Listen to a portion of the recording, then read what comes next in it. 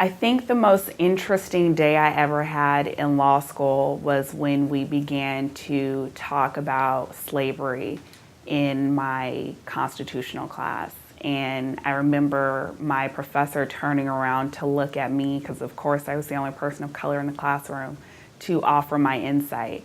And having that inner battle of self of, I don't want to be the Black voice, but do I owe it to my community to give them an intelligent response?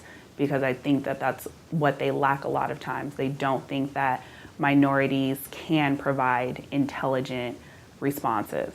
And I remember pausing for a little bit way too long, and he kind of gave me this like, Miss Price, are you gonna answer?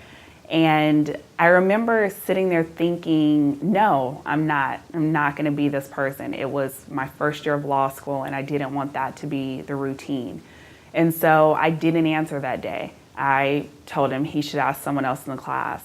And that is probably the one moment that I wish if I could go back and redo, that I would have answered the question.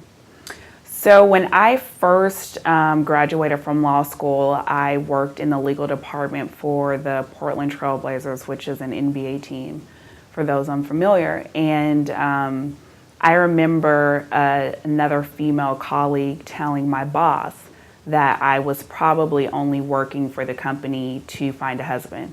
And I remember being extremely frustrated at her, for one, being a fellow woman and, you know, having that type of response, but also because I had worked really hard to get where I was.